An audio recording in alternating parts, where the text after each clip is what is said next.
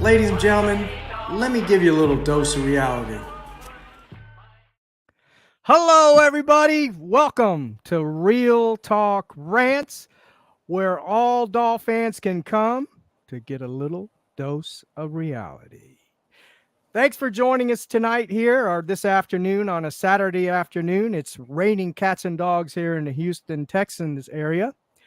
But I have a special guest this afternoon. He came on a very short notice, and I appreciate that. I have him on for a reason. And I really appreciate you coming on tonight, Greg. I keep saying tonight. I meant this afternoon. No, not a problem. Not a problem. It's great to be here. It's been a while since we talked, so this will be fun. Yeah, exactly. It's been a while, and I wanted to get you back on because the last time we talked a little bit about, and we're going to get into that today, is the little bit about the offensive line, the running backs, things of that nature. So we'll get into all that nitty gritty as well, because I've been hearing a lot of stuff. A lot of other podcasters, folks on X, or they call, I still call it Twitter, commenting about the Dolphins offensive line. Greer has to fix this line. Tua doesn't have enough time to throw. That's why he's got to throw a quick pass, all this stuff. In my last show, I talked about a little bit about Tua Tagovailoa and his accuracy, and I also named about 14 quarterbacks that threw under 2.5 seconds. So there's more quarterbacks out there. Maybe he's number one as far as getting it out the fastest, but it's not much difference between the other quarterbacks that I mentioned last show, which was about 14. So, Greg, number one, I want to welcome everybody into the chat. I appreciate you joining. Make sure you hit that like button, and if you're new to the channel, hit that subscribe button and subscribe so you can, anytime the notifications pop up, you'll get them as well. And also share with your friends, your families, and your neighbors. So, Greg, let me ask you this. Are you with Brett Legacy on the overtime? Are you still all doing that? Yes, we're still doing that. We've had Evan on the last couple of times with us too. So yeah, it's been fun. We haven't done a show in a couple of weeks.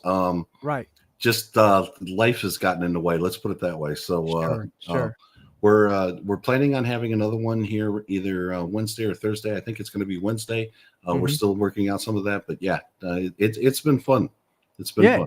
Yeah, great. That's good to hear, man, because I really enjoy that show as well over time, especially when Evan's on. He gets things going. He really does. I like him. I like Evan. I really do. So let's get started. I want to talk a little bit first about the Tua contract situation and Tyreek Hill. What's your take on this Tua contract? What's the deal? What's the holdup? What do you think's going on? So to me, it's basically they're comparing his contract extension, for lack of a better term, right, to like Burrow and Herbert and Lawrence and people like that, right? Right. The difference is they got their extensions basically going into their fourth year of their rookie contract. Okay. Tua, you couldn't pay him in that fourth year because after his third year, he was concussed. You didn't know what you were going to get. So then he had to play his fourth year, and he played well last year. There's no denying that. No doubt. He was a really good quarterback last year. All right. So they had to put him on his fifth year, which, he was going to get anyway, right? That's the advantage of being a first-round quarterback. You get him for 5 years. But then the structure of his extension is going to look different. All right. And the problem with that is thank you, Kathleen. Yeah. Essentially is that the other guys got 3-year extensions. All right. So they were going to be 5 plus 3. Tua's already, this is 5. Okay. Right. So to give him a 3-year extension at this point isn't going to set the market. It isn't going to be at that upper echelon number just for 3 more years. All right. So just for example, on Tua's contract as he's going right now, 2023 and 2024 is basically going to pay him about $33 million. Okay. The previous 3 years, he made $20 million combined. So Right. so if you take that 33 million and roll it into a 3-year extension, then you get to that 180 to 200 million dollars guaranteed, which is what everybody was what the other quarterbacks were getting on their 5th year. But it Mhm. sounded like 200 million because they were talking about that 4th and 5th year already being in there. Okay. Right. Right. That was all part of the guaranteed money. That's the difference. Tua, if Greer is saying, I want you for 3 more years, and that 3 years is $50 million a year, that's 150 million. Nobody's going to balk or no, he's not setting the market, right? Right. At Right. 50 million a year and 150 million dollars guaranteed. So Mhm. I think that's what this is. I think his new contract is going to be close to what Lamar Jackson did. It's the same thing that Baltimore did. Baltimore made Lamar Jackson play on his 5th year option. Yeah. Yeah. They basically said, "Hey, prove it." And he had an MVP. I mean, he had a lot of good things going on, and his extension was 185 million. All right, so I Yeah. think it'll get done. I don't know if it affects anything, to be honest with you. I think Tua is going to be a good sport. He's going to come in and play. And, when it's all said and done, even if he gets hurt this year, he's going to sign a 9-figure contract when he comes back. All right. There aren't enough good quarterbacks in the NFL. And if it doesn't come from the Dolphins, it's going to come from somewhere else. He's going to make $300+ million over his career from the NFL. Kirk Cousins makes that. Derek Carr Yeah. is going to make that. All right. And he just needs to be a little bit patient. And if he, like I said, if he doesn't get it from the Dolphins, he'll get it from somewhere else. Wow, But, you're more optimistic than I am. I really don't think he would. I don't. I think I believe it's a 50-50 chance. I said this last week on the show. I really believe this. It's going to be 50-50 that he even gets an extension. If you would have asked me a month ago, because the way the Dolphins were talking 2-3 months ago, after the season, we want to get him going. You think he was going to get the contract that following week. And then they said in the OTAs came nothing. Then he said to June 1st. Then when June 1st comes, nothing. And now it's dragging on and on and on. And I just don't think they're going to pay him. I think it's a 50-50 chance that he plays on the 5th year option, which I believe is the right thing for the team to go in that direction. I do not disagree. All right. When I say he's going to get, I'll say it this way. He's going to get his money, whether it's from Miami or somebody else. That's what we don't know. I think it's, I don't even think it's 50-50 that he gets it before training camp. I think it's a little bit even less than that. Really? There's no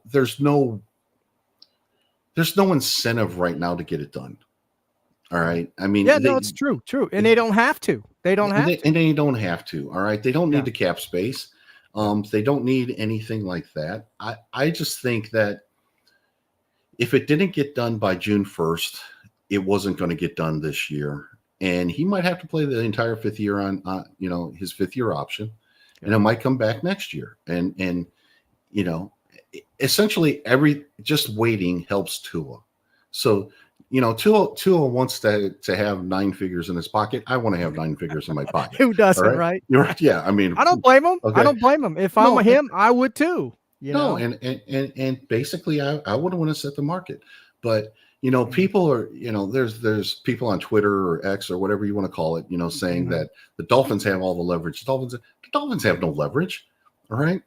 Like I said, somebody's going to pay this man. Somebody's going to pay him. All right. I asked, Omar on Twitter, he was like, well, he needs, he made the argument that he needs it for the safety and security and things like that. Because what happens if he gets hurt? Right. And I asked him, I was like, who's the last quarterback that had a career-ending injury? He threw out Trent Green. I'm like, okay, that was 15 years ago. Wow, that's a Okay. long time ago. Yeah. I'm like, Yeah, oh, I okay. remember You that. can't come up. Yeah. So do I, but I was like, okay, 15 years ago. It's been a pretty good track record that's not going to happen. So Yeah. even if That's he a gets good hurt, point. That's a good point. even if he gets hurt, okay, this year, he still had 2 seasons that were considered really good. Somebody's going to pay him on it. All right. Yeah. I mean, he's going to get his money, whether it's into Miami or not. I don't know. All right. If you would have told 2 months ago, I would have said yes, he was going to get it in Miami. Now, maybe not. I don't know. Yeah.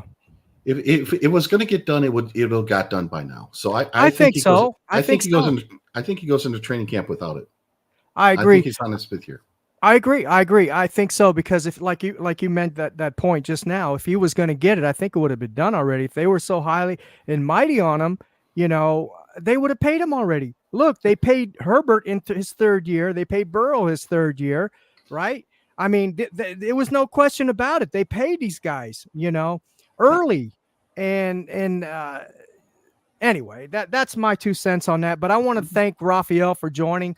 How's it going, Yes. Raphael? I always like to see you. Cat for life. He's always in here, man. I appreciate you, brother. Kathleen, thank you for joining. If please hit that like button if you haven't already. Okay, so now Tyreek. Let's shift gears. Let's talk about Tyreek, because, in my opinion, I proposed this question to the chat last week. Who is more valuable to this Miami Dolphins offense? I would even say the team, but let's just say the offense. It's Tyreek Hill, right? He makes this offense go. Absolutely. Everything's tailored around Hill, and defenses scheme against Hill.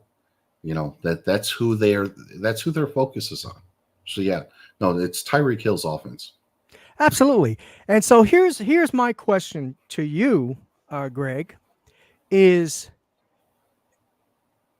this is what I said last week on the show as well. If they don't pay Tua and they give him, let him play out on his 5th year option. I wouldn't say don't pay Tua, because he's getting a paycheck whether we like it or not, right? But anyway, if they keep Tua on his 5th year option, I would not be upset if they extended or reconstructed a contract for Tyreek Hill, right? And here's why. Here's what my thinking on this. If Tua craps the bed again next year, or he gets hurt, right? God forbid, or something happens where they said, you know what, we're going to move off you, Tua, we're going to bring somebody else in, or we're going to franchise you, whatever. Or even if they brought in another quarterback, guess what? We still have Tyreek, because Tyreek doesn't have his monies, his guaranteed monies next year, right? So I wouldn't be upset at all if they signed him, whether Tua stays or not. He's still on the team. I believe, I know he's getting pushing 30, right, over 30, but I believe he's got at least another 2 or 3 years on those wheels. Maybe not as good as, say, 5-6 years ago, but he's still going to be a dynamic player, okay? Whoever the quarterback is for the Miami Dolphins. And that's what I like. I would like to. He's insurance that if Tua doesn't do it next year, he doesn't ball out, we don't make a playoff run or whatever, we still have Tyreek. Whoever we bring in, whether it's a rookie or a veteran, who in the heck wouldn't want Tyreek and Waddle on their team? Right. And I really like Tyreek as the player. Okay. I really like what he does for this offense. I mean, how can you not? Okay. Whether he gets restructured or not, I think that's a toss-up. All right. I wouldn't mind keeping him in 2025. All right. His cap hit this year is 31 million, I think. I think next year it's only like 34. All right. So I mean, there's not guaranteed money, but basically you can keep him on that contract and things like that. The big problem is 2026. 2026 goes up to like 54 or 55, something like that. It's a big one. All right, you can't have him on that one. Okay. Right. So, but I could see him playing this year and next year on his current deal. Okay. To me, Mhm. if you want to restructure him, it's because you want to do something else and you need the cap space. Mm. And Okay. I wouldn't be against it because I Mhm. do think I'm like you. I think he's probably got 3, maybe 4 years left in the tank. Yeah. All right. Yeah. But I can also see, all right, if this Tua, if Tua's not the guy and they move on from Tua and they want to start over, I can also see saying, okay, Tyreek, thank you. You've been great. We're rebuilding. You don't want to rebuild. We're going to let you go, and maybe you can find some winner, some team that's closer to winning than what we are. And that's So true. That's fair. That's fair to say. That's fair to say. I didn't think of that. You're right. He may not. In fact, he may not want to stay. Right. He may want to move correct. on or get traded I, or whatnot. So yeah, I that makes a mean, lot of sense. I mean, if they let him go after this year before 2025, Mm-hmm. they essentially get like 11, $12 million in cap relief, right? They would have like 20. He's going to have like 34 million on his as a salary cap hit, but it's only like 22 million in dead money. So they're going to get like $12 million, cap relief. So Gotcha. and if you do it June 5th, you can split that up even over 2 years. So Yeah.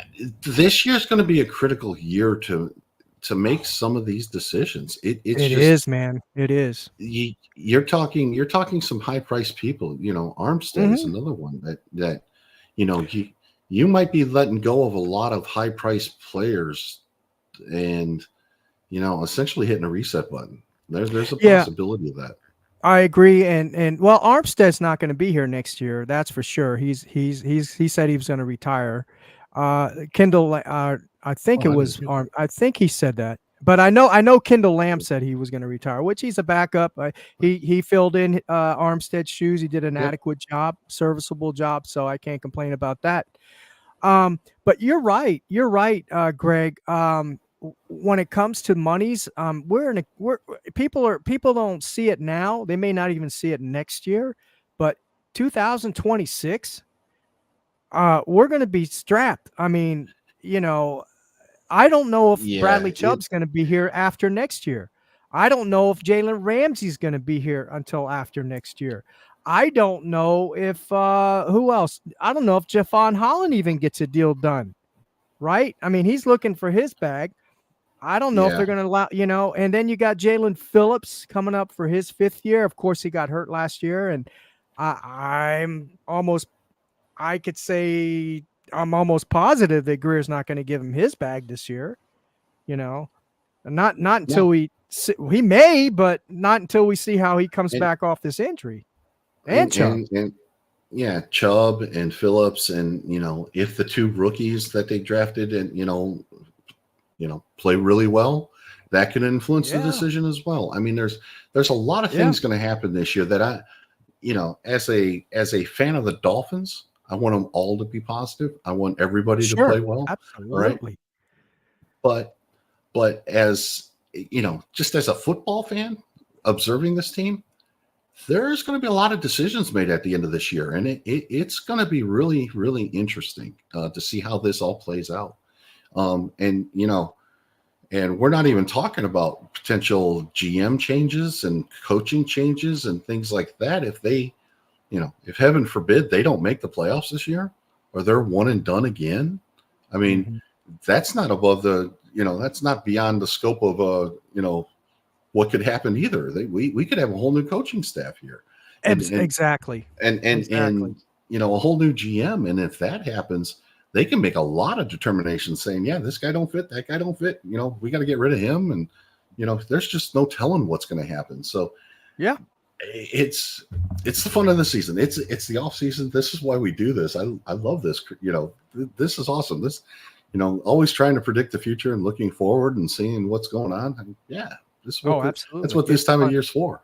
Absolutely. And talking about the 2024 Miami Dolphins schedule, uh, I made a prediction earlier in the year, kind of premature, premature. It's even premature at this time, but the more and more I look at this schedule, Greg, the more and more I look at this schedule, I'm just going to read off the schedule real quick. And the more and more I look at it, the more and more I'm starting to wonder, are we even going to make the playoffs? Because we play a lot of really good quarterbacks this year. A lot of good quarterbacks, a lot of good defenses. For instance, physicality is the key word here. Mhm. Physicality. Yeah. We play the Jaguars. We're playing the Bills, both physical defenses. Then we go in and play Seattle, the Titans. Then we're playing the Patriots, and we got that bye. Then we go in, we play the Colts, right? Then we're playing the Cardinals, and then we play Buffalo again. Then we're playing the Los Angeles Rams, right? Mm-hmm. Isn't that who it is? Yeah. Yeah. Then we're playing the Raiders. Then we're going and playing the Patriots. Green Bay on, I think it's on. That's Thanksgiving night. Thanksgiving Day. Yeah. Yeah. Thanks. And then yeah. In the cold, in the tundra. Oh. Then we're playing the trust Jets. me, I'm from the Midwest. I'm Yeah. from the Midwest. You don't want to be in Green Bay in Thanksgiving. That sucks. And not the way the Miami Dolphins play in the cold. Yes. So then we play in the Jets. Then we got to go to Houston Texans. That's no joke, although that's an indoor game. Then I'll be at that game for sure. Then we go to San Francisco. Then we got to play Cleveland Browns in their house on a Monday night. In their house on a Monday night. And then we've got to play the Jets again. Don't let anybody tell you, in my opinion, the Jets aren't going to be good this year. I think the Jets are going to be a very good team this year. You know, I've been saying this about the Jets for the last couple of years, okay? They won 7 games basically the last couple of years with god-awful quarterback play. If they just got decent quarterback play, they're going to win a couple more games, all right? Exactly. I mean, it just, and Aaron Rodgers, whatever you want to say about him, but the guy's kind of lost his rocker, but he can still play football, all right? Yes. And if he's a top 15 quarterback, the Jets are going to be tough. Even a top 20, in my opinion. Yeah. It's going to be tough. And the thing, it's almost gotten to the point where I'm looking at the schedule and I look at what Miami's offense and defense looks like now and stuff like that. All right. That's funny. But if you look at it, the AFC East has a tough schedule, has a tough non-division schedule. Yes, it does. Yes, correct. And you can make the argument or the case that the other divisions in the AFC have easier out of division schedules in a way. Okay. The AFC East might not get a wild card. So you got to win the division to get to the playoffs. And winning a division, getting to the playoffs, getting a home playoff game, that would be excellent. But, man, I don't know if you're going to be able to sneak into 6 or 7 this year, like Miami's done the last couple of years. That's exactly what I'm talking about, man. This schedule is not easy. You got 2 West Coast trips. You're playing, the NFC, championship game winners, the 49ers. Okay. You have physical teams coming in, and and I made a comment on our last show with Brett and Evan. Miami might be a better team, but the stats might not show that at the end of the year because the teams that we're playing this year are better. Okay, exactly. That's our defense might be better than last year's, but we give up more points. Okay, because we're playing better offenses. All right. Our offense might step back and take a couple points off of what we scored last year. It's not because we got worse. We're playing better defenses. All right. So this is going to be a tug of war this year in this season. I'm really looking forward to it. I've already picked out 3 away games that I'm going to. Great. I'm hoping to get to Houston as well. Oh man, let me know if you do that. Yeah, no, that'd be great. I'd love to meet up for sure. But yeah, The best way for the Dolphins, and what Pretty Boy just said, the best way for what the Dolphins to basically take that next step is to get that much better, and that's where it's going to be. It's not going to be O-line, it's not going to be defense, it's not going to be anything else. It's, can the offense with Tua take the next step? Exactly. I agree. So it's definitely going to be a tough schedule this year. We're playing a lot. We're not playing. We're playing a lot of good teams. We're not having a cakewalk like we had last year. We're not playing a lot of bad teams. We're playing a lot of good physical defenses and offenses this year. I with forget. quarterbacks, It's like, with good quarterbacks. With good quarterbacks. We played like 4 out of the worst 6 teams in the league last year, according to draft position, right? Exactly. I mean, we're that's not going to happen this year. We're playing better teams, and I think we're playing better top end teams as well. So it's going to be it's going to be a challenge. They're going to earn it this year. I'm looking forward to it. Yeah. If they're going to make it to the playoffs, they're going to have to play good every game. They can't miss a step. They can't miss a beat. Correct. They really can't. And that's my thing too, is, and we'll get off to what I really want to talk about too tonight, but I have a lot of questions on this defense. I really do. I had a ton. A ton of questions. Number one, we got a new rookie defensive coordinator. Number two, we got a bunch of, players in here that never played together. We got Jalen Ramsey, who he's going to play a different role from what they said this year. He's going to take on more of a role, moving around and all that. And my question about that was, can he do it with, he's an older guy now, can he take on that bigger role? Yeah. He's on the wrong side of 30. Wrong side of 30. Same with Poyer. Same with May. Same with Calais Campbell. I like the pickup. I liked acquiring him.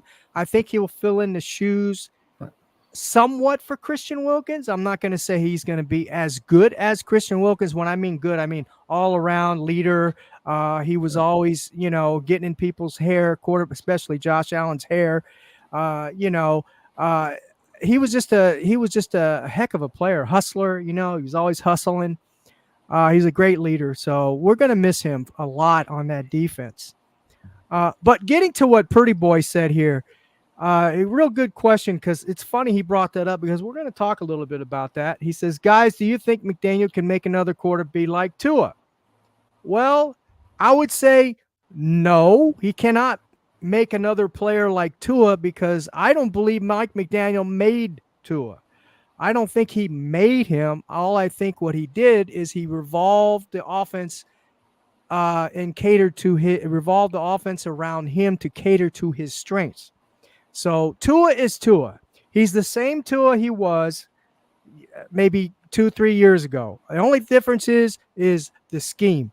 Mike McDaniel has devised a great scheme for Tua Tagovailoa, and he surrounded him with talent, running back talent, wide receiver talent.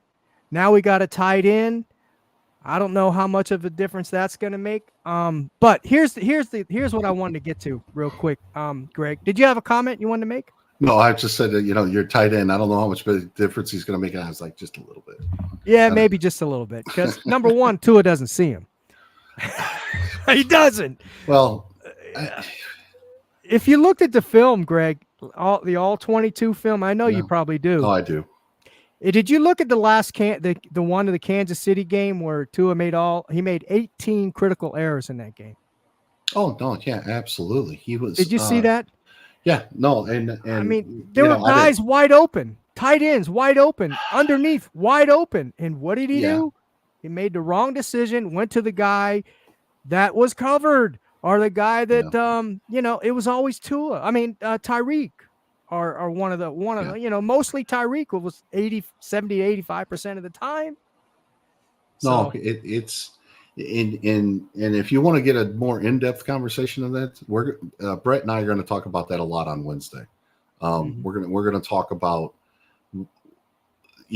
how defenses started to figure out what Miami's offense was doing and what Tua was doing. And we're going to cover things, like the Kurt Warner podcast and talking about spot throws and anticipation and timing and why that's a good thing and can be a detriment as well. So we're going to talk about all of that. But to your, to the other point, Tua is unique.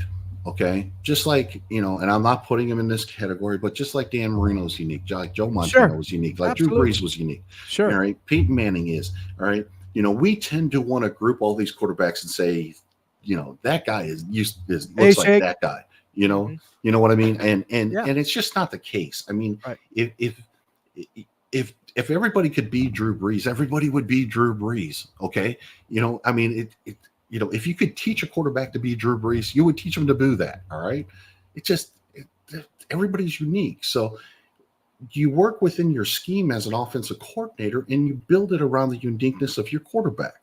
Okay. Mm-hmm. It doesn't mean you change everything or do different things and stuff like that. You tailor it to the uniqueness of your quarterback, what they can and can't do. Okay. If Tua did leave and McDaniel stayed, or if Skyler became the quarterback or White became the quarterback because Tua got hurt or whatever, the scheme would be the same. It just looked different because you would start calling plays and designing plays that favor the strengths of the quarterbacks that are playing. That's just the way everything works in the NFL. All right. There is every scheme on offense can beat every defense. Okay. Not every player within the scheme on that offense can beat any given defense. That's how defenses win. All right. And the truly great quarterbacks can do more things within the system. Okay. I mean, if you have a quarterback that can do this much and a quarterback that can do that much, you have that much more opportunity to beat the defense. And that's basically it. But it's all within the scheme. If I'll just use a very, very lofty example, right? Sure. If your offense couldn't beat a cover 2 defense, okay, nobody would ever run your scheme, because as soon as everybody knew which scheme you were running, they would call it cover 2, and everybody was like, okay, we're done. All right, so every offensive scheme could beat every defense. It's the players within the scheme that can't. And that's what defenses are trying to figure out. And that's what Mike McDaniel is trying to minimize. All right. That's basically it. If another quarterback came in running McDaniel's system, it would be the same system. It just looked different. They'd be running different plays. I agree 100%. And let me give you an example and see if I'm on track. Brock Purdy, right? Brock Purdy. A lot of people say, well, he's a system quarterback. Yes, he is a system quarterback, in my opinion, right? Mm-hmm. But here's the difference between him and Tua, because they do run similar systems. Of course, they have different personnel, different players, but it's a similar scheme. Yep. Even the offensive line, they don't invest in their offensive line. In fact, their offensive line was way below Miami's. Okay, if you want to talk about offensive lines, that's what Brock Purdy had to put up with. Why do you think he got hurt? Why do you think Jimmy Garoppolo got hurt? Because they didn't invest in their offensive line. That's my opinion. But the bottom line is, what the point I want to make is, Brock Purdy, and I'm not comparing him to Tua or any other quarterback. Like you said, all quarterbacks are unique. I don't like comparisons. That's why I don't like comparisons. Everybody wants to compare him to this guy. Oh, Herbert did this, and this guy did this, and this guy did that. Number one, you could make your guy look bad or good, right? But that's why I don't like comparing. But here's the bottom line. There's a few things that Brock Purdy does that Tua can't do. Number one, he has a slightly stronger arm. Yep. Number two, he can throw outside the numbers a little better. Number three, he's very mobile. And number four, he's slightly better processor than Tua. That's how I see him. Yes, and no, I can't. And a lot of, not just Tua, but he does a lot of things.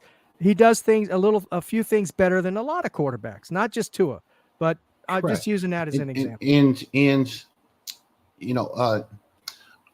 I talked to, a couple of minutes ago, I talked about Kurt Warner and his podcast with Kyle and everything else, and talking about, um, uh, spot throwing and accuracy and timing and things. All right.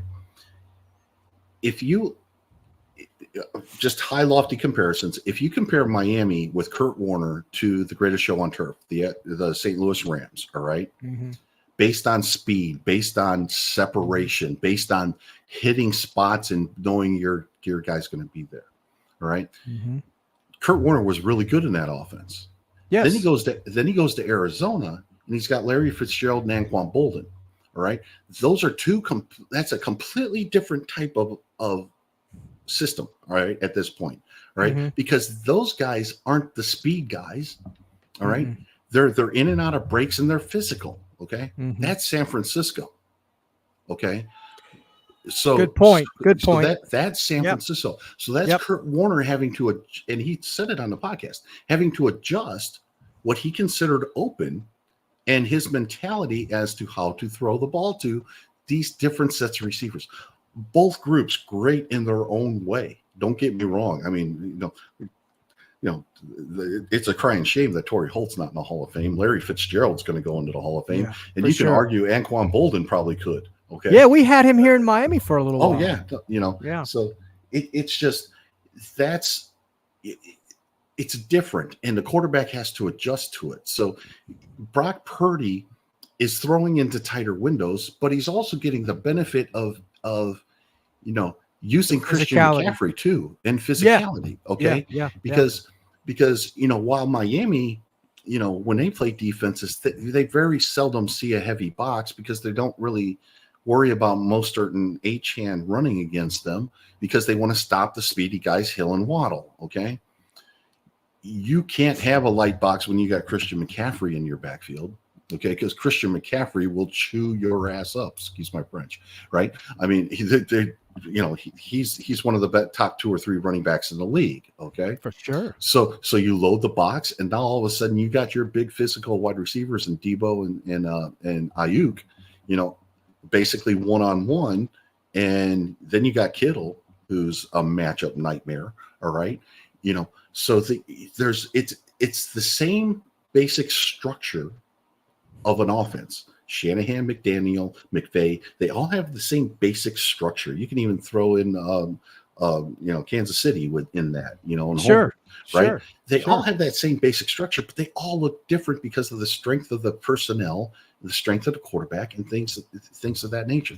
That's what you do, okay, as an offensive coordinator. That's how you build your offense. And even in San Francisco, all right, in the past 2.5, 3 years, you go from Garoppolo to Lance to Purdy. Even that offense looks different. Okay. Oh yeah. Just because of the strengths, and weaknesses of the quarterbacks that are running the system, even basically with the same skill guys. I mean, so that's just the way you design an offense. That's just the way you do it. And you brought up a good point earlier when we were discussing backstage about Skylar Thompson, how he looked in the Buffalo game. You remember that? You were talking about that. Can you go over that a little bit? Because this is my pet peeve for this month, I guess, is people are saying nobody else can play in this system. Can you give that take on Skylar Thompson for an example? Yeah. So if you remember the playoff game, Miami at Buffalo 2 years ago at the end of the 2022 season, right? Skylar Thompson made some really good throws in that game, throws that Tua doesn't necessarily make, okay, because the arm strength is different. And before anybody jumps on me here, I'm not saying he's better than Tua. He's not. Right. Okay. But he has different physical characteristics. Okay. Sure.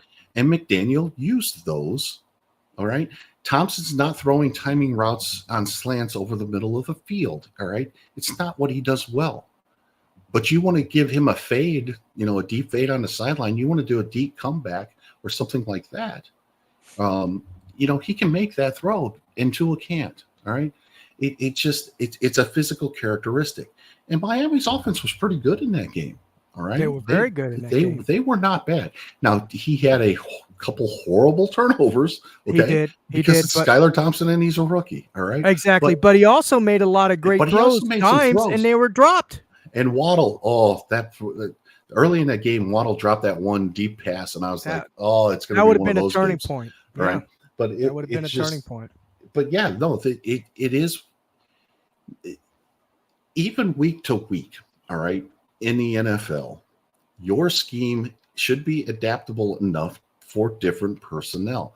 If Tyreek Hill went out, okay, you would see different route combinations run with Odell Beckham and Waddle than you would see with Tyreek Hill. Why? Because Hill Beckham's good, but it's not Tyreek Hill. You can't expect him to do the same things. And I've talked about this a couple times on a couple of the different shows. The game isn't played with X's and O's on paper. Okay, your X wide receiver, against this coverage, you can't say he's supposed to get the ball. All right. Because there's a difference between Chase Claypool being your X and Tyreek Hill being your X. All right. There's a difference between Odell Beckham being your X and, Jalen Waddle or Durham Smythe or whoever's lining up there. So you have to adjust to the personnel. And that's Mike McDaniel with his offense and at quarterback. And that's also the quarterback with the different players he has on the field with him. So one of the things that I'm really looking forward to seeing this year is that game management. Okay. What it does Tua take that next step in the game management level, saying, okay, I don't have Tyreek Hill here. I can't make a spot throw because his replacement isn't necessarily going to get to that spot. Okay. So let's read the defense. Let's go somewhere else. Let's do this 1-2. That's the challenge for Tua this year. That's the challenge for Tua. But the processing. It's the processing. But if we go back to the Skylar thing, okay, McDaniel might say, all right, you're in this formation. You got these guys over here, this guy over here. This is the coverage. All right. You're going one, either or, dump off, or improvise. Right. Where with Tua, he might go either or, secondary option, number 2, then dump. Okay, because he has more trust in Tua processing that stuff than he would Skylar Thompson. Absolutely. He's given him one read, and he says, you got one read, either or, then dump or improvise. All right. I mean, that's how you coach. That's how you go through the week of preparation. Right. Makes sense. What's your take on Tua losing all this weight? Do you think it's going to affect his ball placement or his velocity and even his mobility or his injury? Is he more inclined to get injured now with this weight loss? I'm sorry if you can't. My wife's Colombian and she's watching the game, so if you hear yelling in the background, so is my wife. Yeah, that's what's Colombian going on. Too. All right. She watching the soccer? She's watching the soccer game and she just yelled goal in the background. So there you go. So I didn't know if anybody could hear that, but yeah. I am actually glad that Tua is taking physical fitness seriously this year. I think that's affected him, especially late in the year, the last couple of years. Hello, Anthony. Thanks for joining, brother. Yes, absolutely. But I think it's affected him, and losing weight, working on his footwork, being with a real legit quarterback coach this offseason is going to do nothing but help him. Brett and I have talked for a couple of years, even before I started doing the podcast on Twitter, saying he really needs to get a quarterback coach. And this is the group that I wanted him to get with, and so did Brett. These guys are really good. And I'm hoping that this gets Tua to take the next step. Wow. Yeah, me too, man. I'm hoping that Mike McDaniel in this offense gives Tua a little bit more flexibility to run the offense than he has in the past. I don't want to see all the shifts and motions. I don't want to see that. I would love to just line up and Tua be able to say, yeah, I'm seeing this. I'm seeing this defense. I'm going to change the play. All right. And I'm going to attack the weakness as opposed to waiting for all the shifts and motions to run out. And there's 4 seconds on the game clock or on the play clock and saying, I got to run this play and it's going to be bad. So I'm hoping that's the case. I'm hoping that's the next evolution. This third year in the offense, we shall see. And that'll be another one of those things that we're going to be discussing a lot on Wednesday. So, Great. I'll be very anxious to listen to that. But yeah. That would make a heck of a difference in this offense if we can get Tua to even make an audible, right? I don't think I've heard him make an audible. He might. I'm sure he has, maybe once or twice or whatever. But see, like you said, I'm not game sure manager. he has. That's true too. I'm not sure he has. Yeah. I don't know if they give him that flexibility and the way the offense is structured. Yeah. With all the motions and things like that and all the shifts, he just doesn't have time to process that. Yeah, everything is predetermined. You're right on that.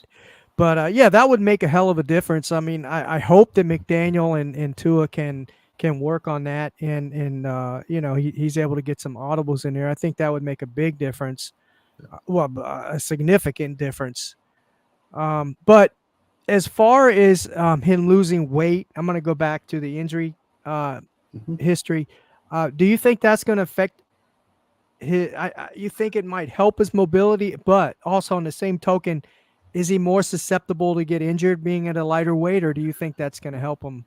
I don't know if he's ever more susceptible to being injured just because of his weight. Right. I'm hoping it gives him a little bit more quick twitch, that he can move in a pocket a little bit better. Yeah.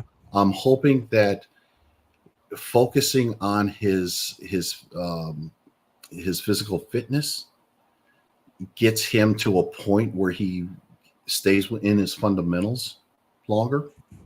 I think his accuracy issues at the end of last year going down a little bit was he lost his footwork. All right. And good point. Yes. And Tua is one of those quarterbacks who has to be on platform to be successful.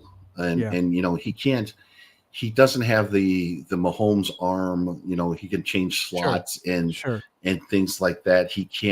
His body can't torque and do weird things. He's got to stay on his platform. He's got to stay on his base to be able to throw the ball. He's more Drew Brees that way. Right. So I'm hoping that his physical fitness and his, working with the right quarterback coaches, understanding what's going on, I'm hoping that helps him. But I don't think it does anything to do with him getting injured. He's going to get hit. Last year the O-line limited his hits very, very well. And you can say that the scheme limited his hits as well. They both work in combination, right? Yeah, exactly. But he's still going to get hit 60, 70, 80 times this year. Okay. And a 300-pound guy hitting you at 200 pounds or 220 still hurts, so. Absolutely. Absolutely. So absolutely. I'm okay with him. I think he looks great. I'm looking forward to seeing him in training camp. I'm going to be down there for the Atlanta joint practices. Oh, so great. I'm looking forward to seeing that. Yeah. Great. That's great. Now, let me go back here and I have the rankings for the offensive line since we're on that subject. I've been hearing a lot of stuff about, Tua has a bad offensive line. He didn't, he had to get that ball off quick and he was getting all this pressure and all this stuff. And basically, I'll give you the rankings right now real quick. Go to offense. All right. Believe it or not, Jared Goff had the best offensive line in football last year. They were number one. So they invested heavily in the all. They invested a lot in it, yes. And now you go all the way down to. Let me see. Kansas City had the 7th best offensive line. And then you go down to 18th. Miami had 18th. They were ranked 18th. But here's where I want to make this point. A lot of folks say that 49ers are similar, and I've said it, and they are. They were 24th. So that's what Brock Purdy had to put up with, a 24th ranked offensive line. So they went to the Super Bowl. So do you have to have a top-ranked line to get to the Super Bowl? Oh. That's the question. No, I don't believe so. The nature of this offense with Tua, all right, basically requires quick passing. All right, Tua's not holding the ball long.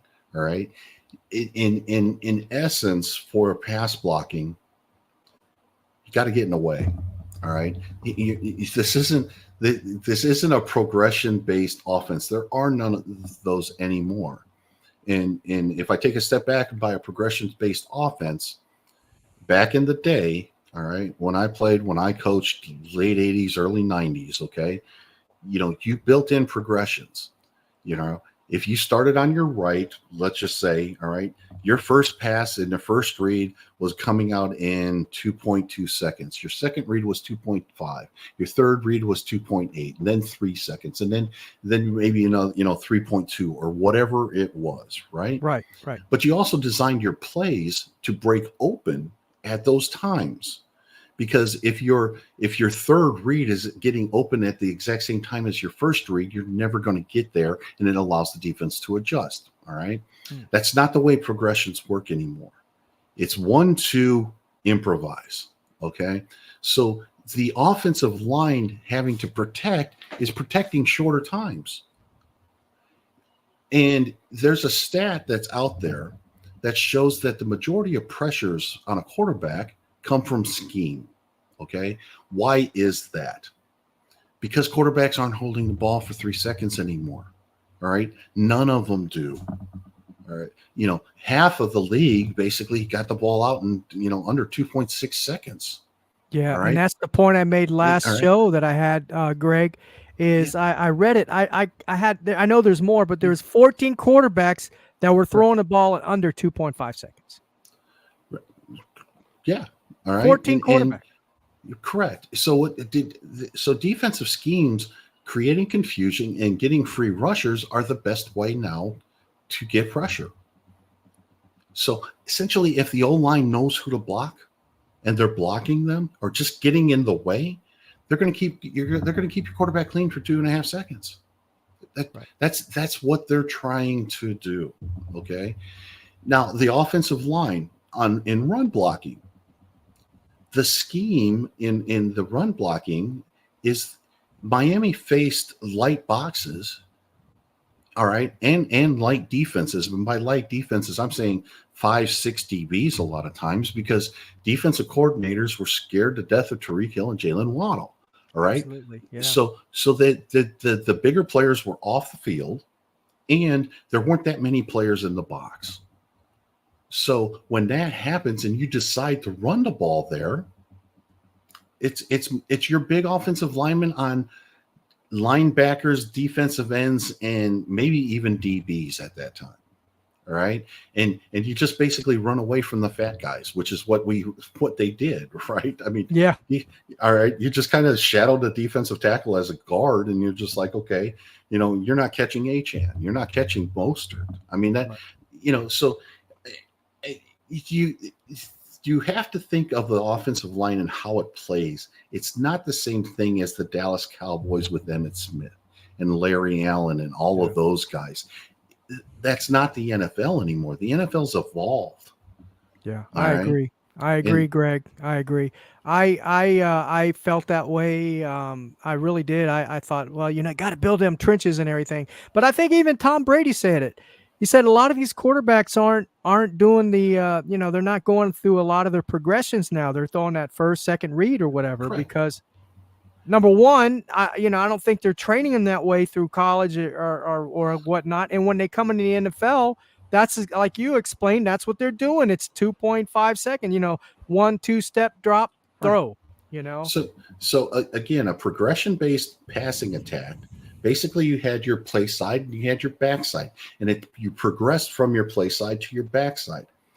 Mm-hmm. Defenses figured that out too. Okay, they understood that there was a play side and a backside, and essentially, what the offenses started figuring out is like, if I didn't have a play side and a backside, if I could scan the whole field and just say, I want all these routes to break within 2.5 to 2.8 seconds, and basically work a left and right and say, okay, what's the defense giving me? All right. So basically it's a 1-2 improvised type scenario now. All right. And it started in high schools and college. Okay. And it's taken a while, but it's migrated its way to the NFL. Yeah. And that's what Tom Brady's talking about. You hear about all of these, well, he's not just a one read quarterback. Well, guess what? The entire damn league's a one read quarterback. All right. The whole point of the offense is to get your first read right and throw it to your first read. Okay. Right. And that first read could be totally different based on personnel, alignment, what the defense is doing, and things like that. And the quarterback has to process all of that and understand where it's at. Again, that's one of the things Tua needs to get better at. Mike McDaniel even said it during a press conference this offseason, that defenses are starting to figure out a little bit of the pre-snap motion and shifting, right? Right. Yes. Right. So they're taking away that first read. Kurt Warner said it during the thing. They're taking away that first read. He needs to get better to that second read. I would argue a little bit that that's not the case. It's not getting to the second read. It's understanding what the correct first read is. Okay. That's what he needs to do better. Yeah.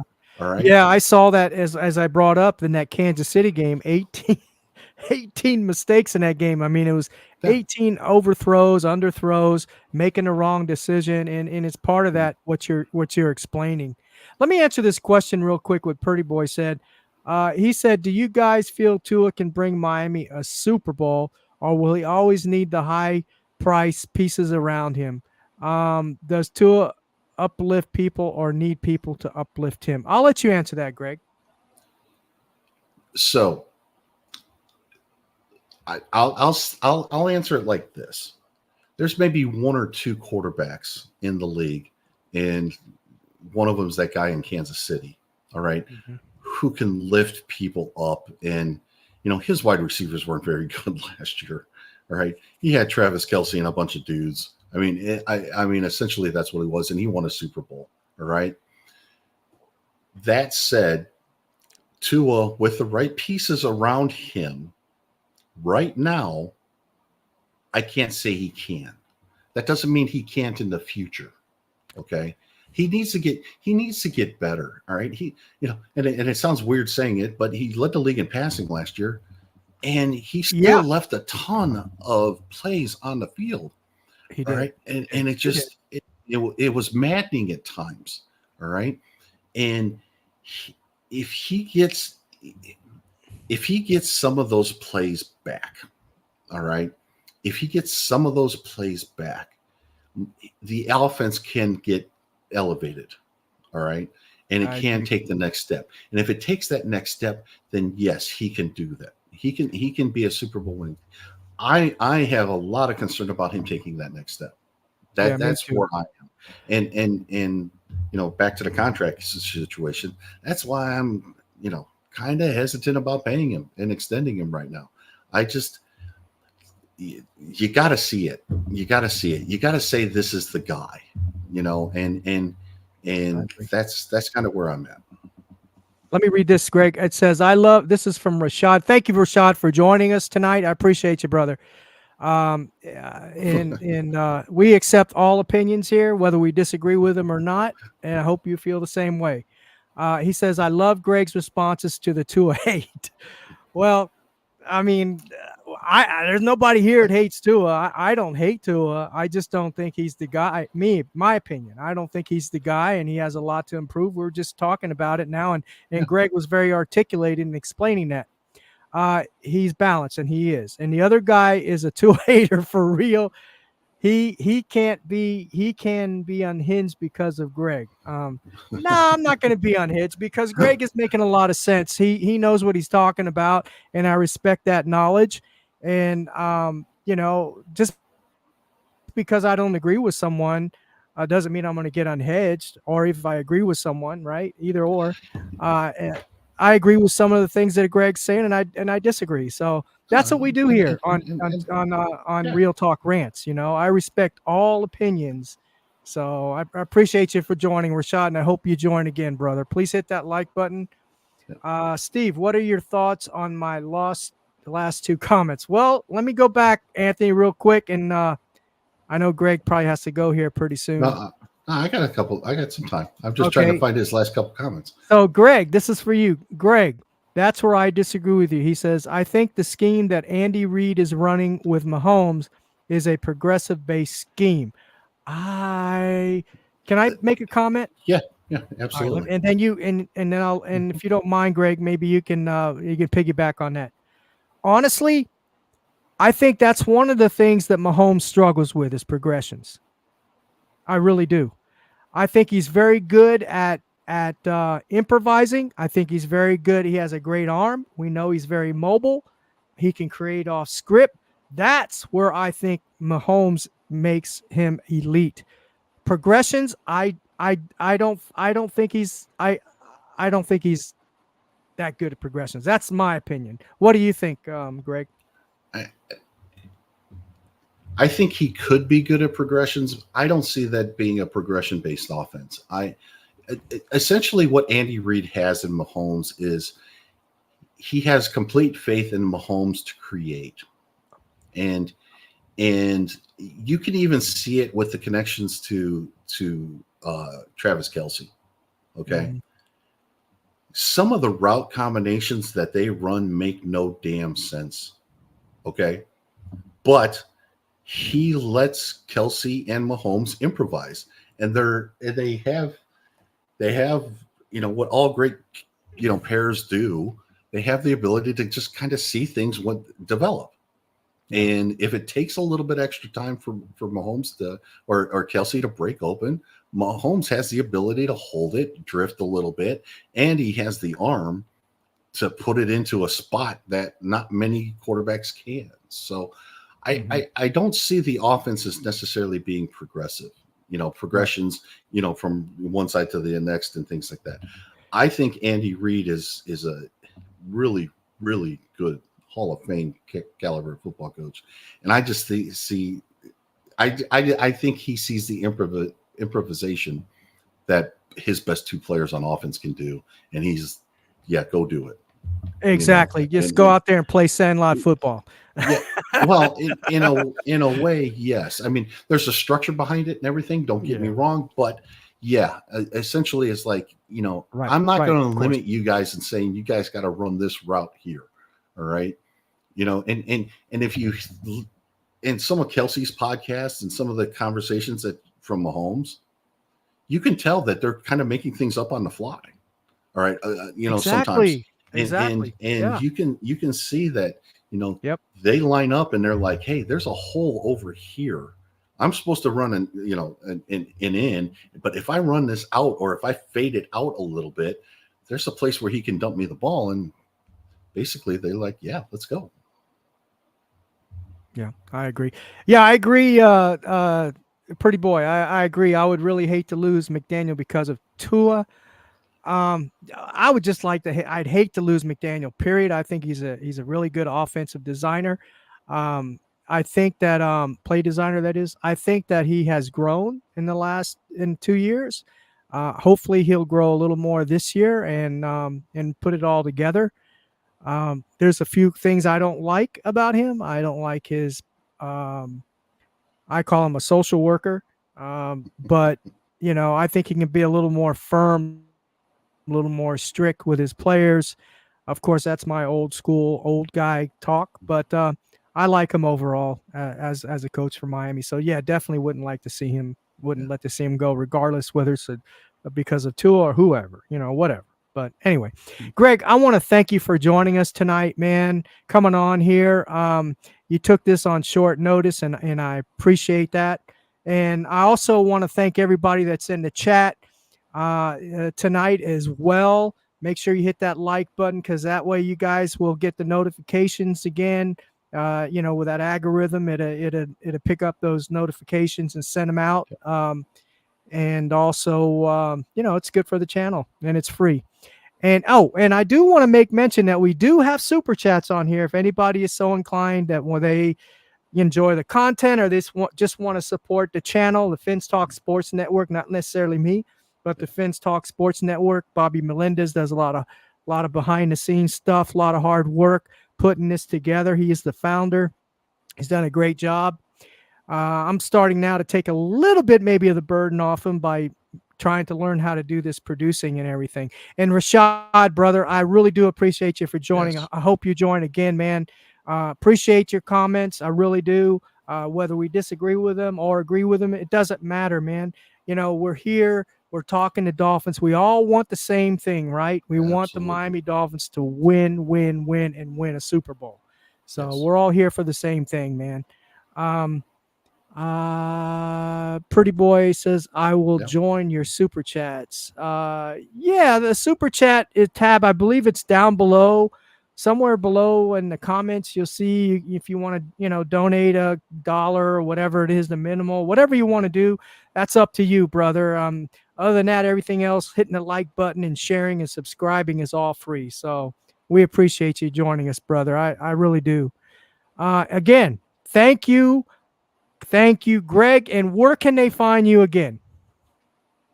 So my next podcast, I believe, is going to be on Wednesday with Brett, and I think Evan's going to be with us again as well. And we're going to be really quarterback heavy. We're going to be talking a lot about Tua and what Tom Brady has said on how to run an offense, what Kurt Warner has said, contract talk and things like that. We're gonna really do a deep dive into Tua and some of these comments, from different places about, Tua running the McDaniel system, and he's the only one that can, and all of this stuff. So we're going to be doing a deep dive and give you some big picture stuff to start looking for once camp rolls around.